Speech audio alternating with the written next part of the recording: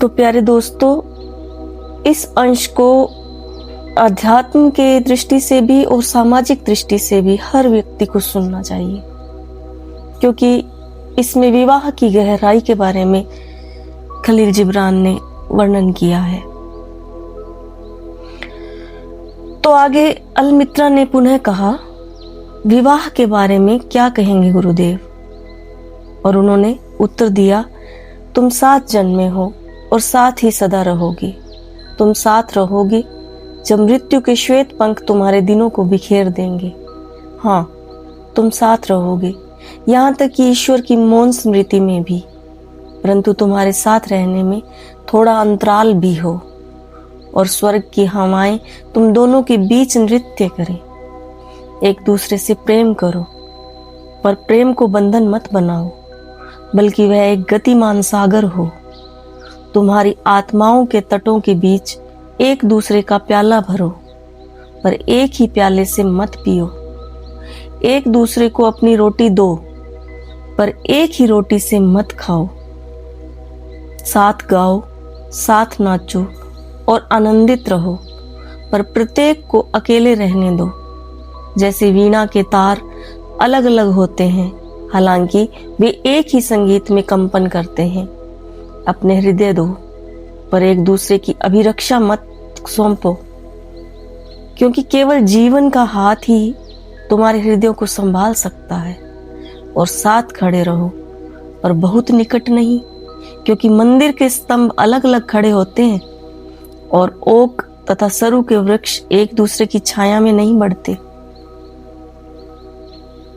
साथ पर स्वतंत्र विवाह का सूक्ष्म रहस्य है। मैंने प्रेम को सिर्फ पास आने में नहीं, बल्कि थोड़ा दूर रहने की गरिमा में भी महसूस किया है। जिब्रान कहते हैं, तुम साथ जन्मे हो, साथ रहोगे, पर उस साथ में थोड़ी सी जगह भी रहने दो। और यहीं पर अधिकांश रिश्ते टूटते हैं, क्योंकि हम प्रेम को पकड़ लेना समझ लेते हैं, जबकि प्रेम का स्वभाव है बहना। प्रेम कभी भी चिपकना नहीं है, वह हमेशा स्पर्श करके भी स्वतंत्र छोड़ देना है। जब मैं कहती हूँ कि मैंने प्रेम को थोड़ा दूर रहने की गरिमा में भी महसूस किया है, तो उस बिंदु को छू रही हूँ जहाँ प्रेम आसक्ति से अलग हो जाता है। आसक्ति कहती है तुम केवल मेरे हो, प्रेम कहता है तुम हो और मैं तुम्हें होने देता हूँ। यहीं से प्रेम की शुद्धता शुरू होती है। तुम्हारे बीच हवाएं नृत्य करे, इसका अर्थ दूरी नहीं, बल्कि स्वतंत्रता का सम्मान है। यह वाक्य पहली नजर में दूरी जैसा लगता है, लेकिन वास्तव में यह जीवित संबंध की शर्त है।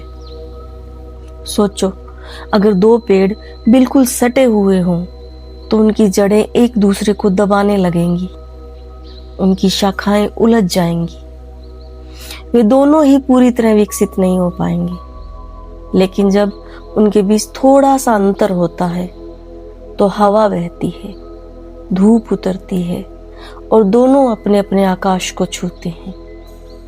रिश्ते भी ऐसे ही होते हैं। जहां जगह नहीं होती, वहां विकास नहीं होता, वहां सिर्फ घुटन होती है। जब दो लोग एक दूसरे को पूरा भरने की कोशिश करते हैं, तब वे एक दूसरे को खाली कर देते हैं। लेकिन जब वे एक दूसरे के बीच स्थान छोड़ते हैं, तो वहीं प्रेम सांस लेता है। प्रेम को बंधन मत बनाओ। प्रेम को अगर तुम पकड़ने की कोशिश करोगे, तो वह वस्तु बन जाएगा, और हर वस्तु की एक सीमा होती है।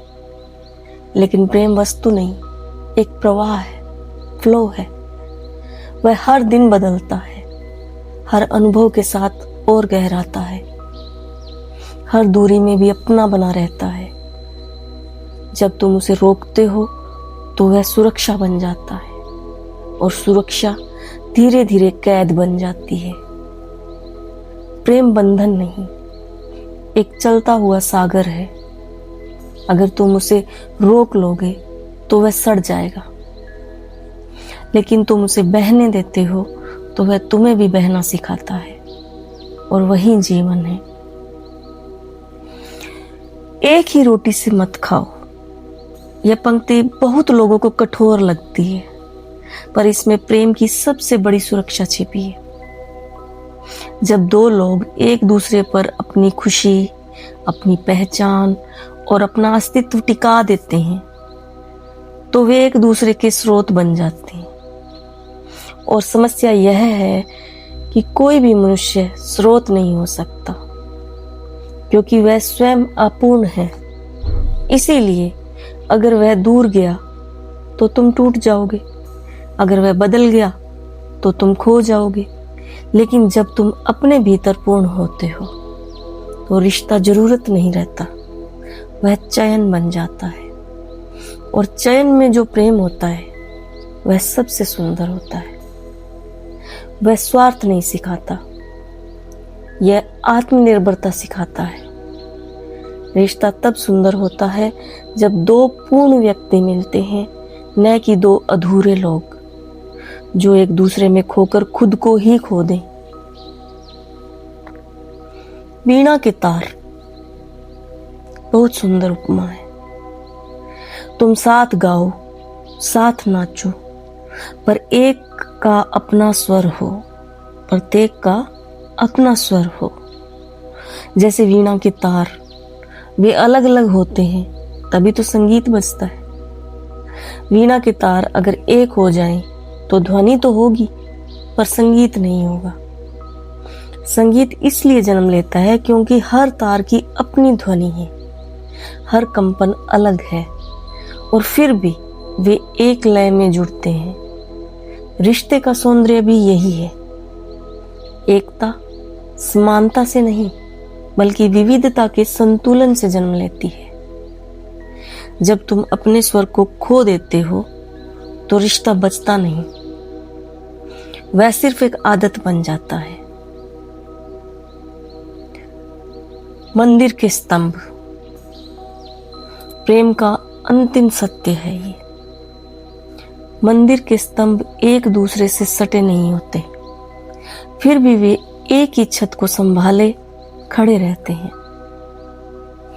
यह एक सूक्ष्म संकेत है। सहारा और निर्भरता में अंतर होता है। निर्भरता कहती है मैं तुम्हारे बिना गिर जाऊंगा।